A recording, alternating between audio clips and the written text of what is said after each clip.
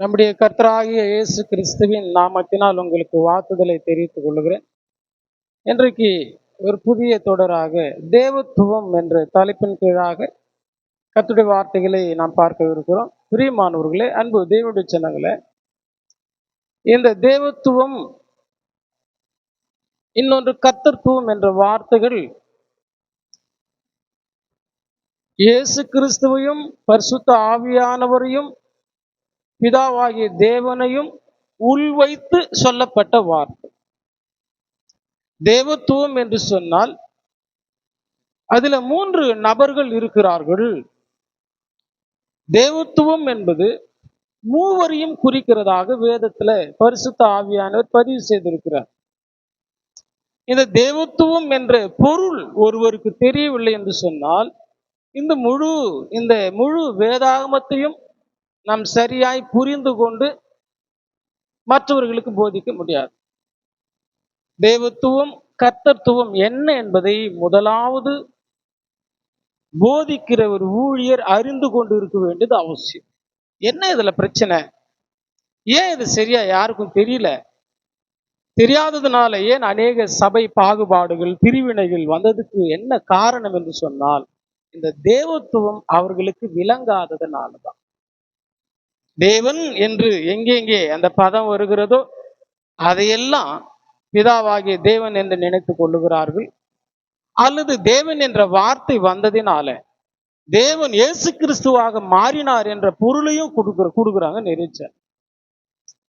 தேவத்துவத்துல பிதாவாகிய தேவன், குமாரனாகிய தேவன், பரிசுத்த ஆவியாகிய தேவன் 3 நபர்கள் இருக்காங்க. இதுல 3 பேர் உள்ளடங்கி இருந்தாலும் தொழுகைக்கு உரியவர் பிதாவாகிய தேவன் ஒருவர் மாத்திரம்தான். பிதாவாகிய தேவனை மாத்திரமே நாம் தொழுது கொள்ள வேண்டும். இதில் இருக்கிற சின்ன சின்ன பிரச்சனைகளை இந்த நாளில் நாம் பார்க்கலாம். இது சின்ன பிரச்சனையா இருந்தாலும் அதை பெரிய அளவுக்கு ஜனங்கள் மத்தியில இந்த காரியங்களை புரியாதபடிக்கு போதித்து ஜனங்களை மிகப்பெரிய அழிவிற்கு கொண்டு சென்று விட்டார்கள் போதகர்கள் எல்லாம். நான் பிரசங்கிக்க கூடியது போதகர்களுக்கும் அதை நம்பிக்கொண்டு இருக்கிற ஒவ்வொரு விசுவாசிகளுக்கும் இது பொருந்தும். பார்த்தோம்னு சொன்னா, ஆதியில தேவன் வானத்தையும் பூமியும் சிருஷ்டித்தார். இங்க ரொம்ப தெளிவா சொல்லப்பட்டிருக்கிறது, சிருஷ்டிப்பு பிதாவாகிய தேவனுக்கு உரியது, அவர் படைத்தார் என்று சொல்லி. 2வது வசனத்தை நீங்கள் பார்த்தீர்கள் என்று சொன்னால், தேவ ஆவியானவர் ஜலத்தின் மீது அசைவாடி கொண்டிருந்தார். இங்க பரிசுத்த ஆவியானவரை தேவன் என்ற பொருள் வைத்து பேசப்பட்டிருக்கிறது. தேவ ஆவியானவர், பரிசுத்த ஆவியானவரை இங்க தேவன் என்று சொல்லப்பட்டிருக்கிறது. இது உங்களுக்கு விளங்குவது கொஞ்சம் கடினமா இருக்கலாம். நீங்க தொடர்ந்து இதை கேளுங்க. இதை கவனிக்கும் போது உங்களுக்கு அது தெளிவாய் புரியும். தேவ ஆவியானவர் ஜலத்தின் மீது அசைவாடி கொண்டிருந்தார் என்று நாம் பார்க்கிறோமே, அது பரிசுத்த ஆவியானவரை குறிக்கிறது. இன்னொரு குழப்பமான விஷயம் என்னன்னு சொன்னா, அப்போஸ்தலர் 20ஆம் அதிகாரம் 28வது வசனத்தை நீங்கள் கவனித்தீர்கள் என்று சொன்னால், ஆகையால் உங்களை குறித்தும் தேவன் தமது சுய இரத்தத்தினாலே சம்பாதித்து கொண்ட சபையை குறித்தும் என்று அங்கு சொல்லப்பட்டிருக்கும். ஒரு அற்புதமான ஒரு வசனம் அது.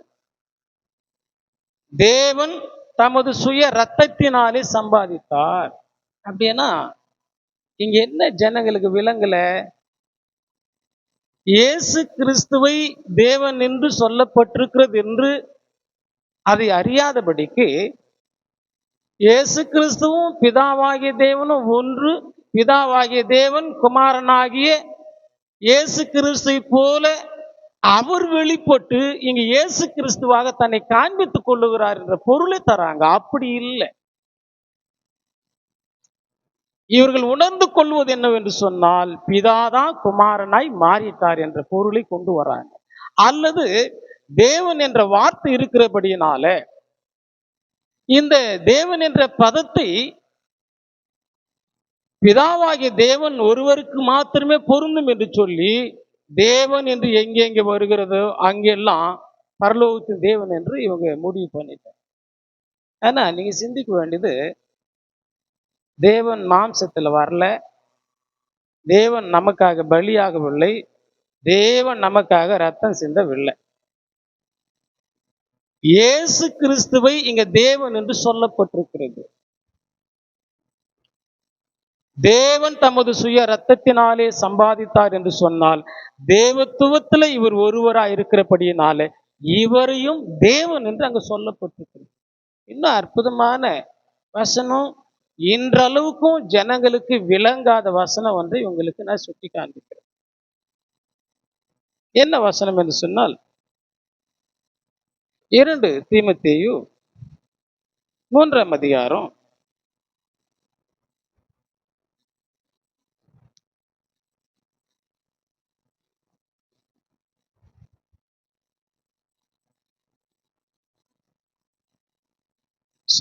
1 தீமோத்தேயு 3ஆம் அதிகாரம் வசனம் 16 கவனியுங்கள்.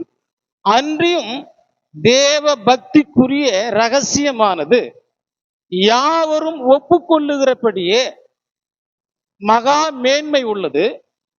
தேவன் மாம்சத்திலே வெளிப்பட்டார்.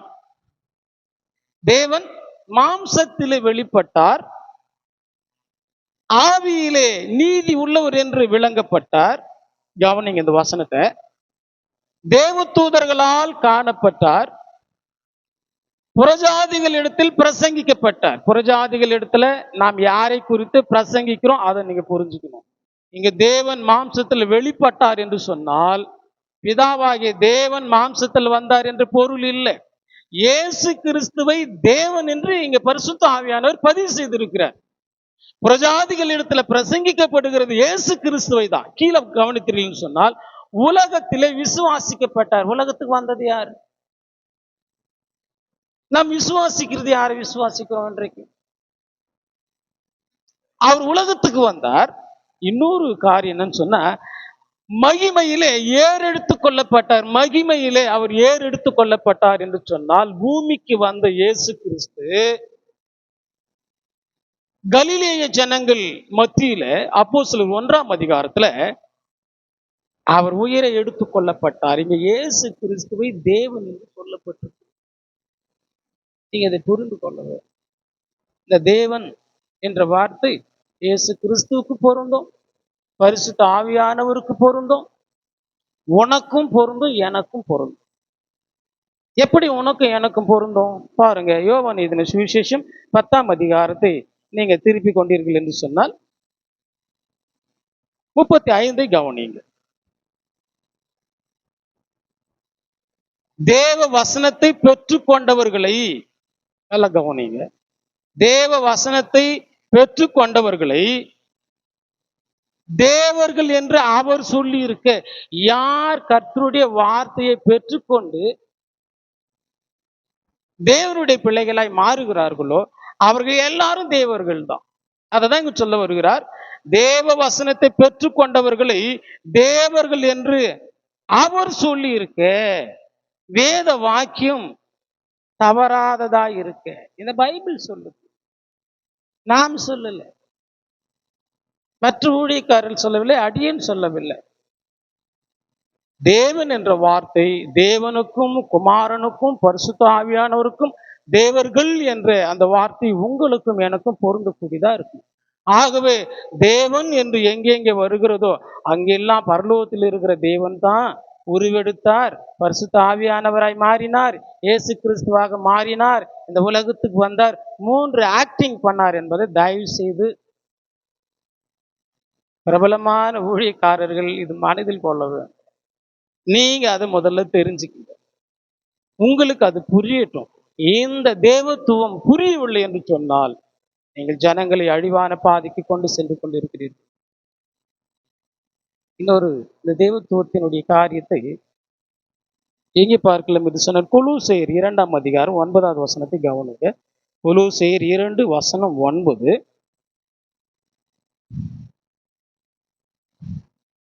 ஏனென்றால் தேவத்துவத்தின் பரிபூரணம் எல்லாம் சரீர பிரகாரமாக அவருக்குள் வாசமாயிருக்கிறது. இந்த தேவத்துவத்தின் பரிபூரணம் எல்லாம், தேவத்துவத்தின் முழுமை, பரிபூரணம் என்று சொன்னால் எல்லா வல்லமையும் என்று பொருள். தேவத்துவத்தின் பரிபூரணம் எல்லாம் சரீர பிரகாரமாக அவருக்குள் வாசமா இருக்கிறது. இங்க அவருக்குள் என்பது இயேசு கிறிஸ்துவை காண்பிக்கிறது. சரீர பிரகாரமாக அவர் பூமிக்கு வந்தாரே, அப்பொழுது அவருக்கு தேவத்துவத்தின் பரிபூரணம் எல்லாம் இருந்தது. அவராலும் எல்லா வல்லமையும் செய்ய முடியும். அவருக்கும் எல்லா வல்லமையும் இருக்கிறது. தேவன் எப்படி வல்லமை உள்ளவராய் இருக்கிறாரோ அப்படி போலவே இயேசு கிறிஸ்துவுக்கும் சகல அதிகாரமும் சகல வல்லமைகளும் பொருந்தக்கூடியதா இருக்கு. இந்த தேவத்துவத்தின் பரிபூரணம், தேவனுக்கு அவர் சமமாய் இருக்கிறார். பிலிப்பியர்லாம் பார்க்கிறோமே, அவர் தேவனுக்கு சமமாயிருந்தும் அந்த வல்லமையை அவர் துஷ்பிரயோகம் செய்யாமல் தம்மை தாமே ஒப்பு கொடுத்து, அதாவது சிலுவையின் மரண பரியந்தம் தம்மை தாமே ஒப்பு கொடுத்து கீழ்ப்படிந்தவரானார். அவர் தேவனுக்கு சமமானவர். அவர் தேவனால் ஒரு காரியம் செய்ய முடியும் என்று சொன்னால் இயேசு கிறிஸ்துவனாலும் செய்ய முடியும்னு பொருள். ஆனா தேவனை மாத்திரம் தோது கொள்ளவர். இதுல யோவான் எழுதின சுவிசேஷம் 4ஆம் அதிகாரம் 24 அங்க ஒரு சின்ன ப்ராப்ளம், ஒரு முரண்பாடு என்ன இருக்கு அப்படின்னு சொன்னா, தேவன் ஆவியா இருக்கிறார், அவரை தோது கொள்ளுகிறவர்கள் ஆவியோடும் உண்மையோடும் தோது கொள்ள வேண்டும். ஏன்னா பிதா என்று அங்க மென்ஷன் பண்ணாம தேவன் என்று இருக்கிறபடியினால இயேசு கிறிஸ்துவையும் பரலோகத்தில் இருக்கிற பிதாவுக்கு சமமாக வைத்து அவரையும் தோது கொள்ளுகிறத நாம் பார்க்கிறோம். இயேசு கிறிஸ்துவுக்கும் ஆராதனை செய்கிறேன் என்று சொல்லுகிறார்கள். அங்கதான் மிஸ்டேக் இருக்கு. அதை சொல்லக்கூடியவர் யார்? யோவான் 4:24 யார் சொல்லுகிறது?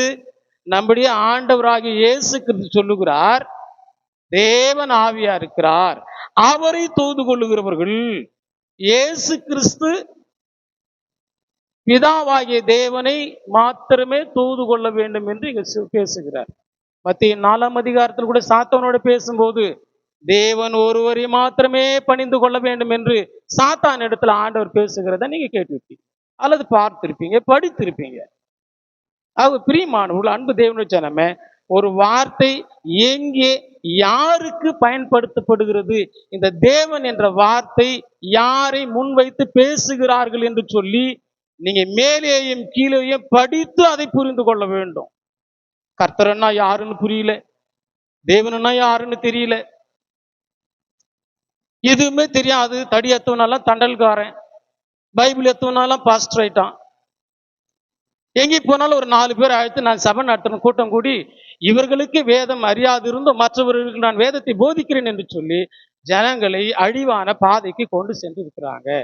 ஆக இதை கேட்கிற அன்பான சகோதரர்களே, சகோதரிகளே, அன்பான ஊழியக்காரர்களே, தேவத்துவம் என்ற பதம் என்னவென்று புரிந்து கொள்ள வேண்டும். தேவத்துவம் என்ற அந்த வார்த்தை புதிய ஏற்பாட்டில் 2 இடத்துல பதிவு செய்யப்பட்டிருக்கிறது. கர்த்தத்துவம் என்ற வார்த்தை புதிய ஏற்பாட்டிலும் பழைய ஏற்பாட்டிலும் 11 இடங்களில பயன்படுத்தப்பட்டிருக்கிறது. இந்த கர்த்தத்துவம் என்பது, கர்த்தத்துவம் என்று சொன்னாலும் இந்த சகல அதிகாரம் உடையவர், அதிகாரிகளுக்கெல்லாம் மேலான அதிகாரம் படைத்தவர் என்பது பொருள். கர்த்தத்துவம் என்று சொன்னார். இந்த கர்த்தத்துவம் என்பது அதிகாரம் படைத்த எல்லாவற்றுக்கும் மேலான அதிகாரம் உள்ளது என்பதுதான் கர்த்தத்துவம். அது பரிசுத்த ஆவியானவருக்கும் பொருந்தும், இயேசு கிறிஸ்துவுக்கும் பொருந்தும், பரலோகத்தின் தேவனுக்கும் பொருந்தும். ஆகவேதான் இயேசு கிறிஸ்துவை கர்த்தாதி கர்த்தா, ராஜாதி ராஜா என்று சொல்வார்கள். அதிகாரங்களுக்கெல்லாம் மேற்பட்டவர். வானத்திலும் பூமியிலும் சகல அதிகாரம் அவருக்கு கொடுக்கப்பட்டிருக்கிறது. அது வானமா இருக்கட்டும், பூமியா இருக்கட்டும். இதைதான் கர்த்தத்துவம் என்று சொல்றார். தேவனுக்கு இருந்த வல்லமையை இயேசு கிறிஸ்து கொடுத்தார் என்று பொருள். ஆக மீண்டும் தொடர்ந்து இந்த தேவத்துவம் கர்த்தத்துவம் என்ன என்பதை மீண்டும் நாம் சந்தித்து பேசுவோம். பொறுமையாய் கேட்ட உங்களை தேவன் தாமே ஆசீர்வதிப்பாராக.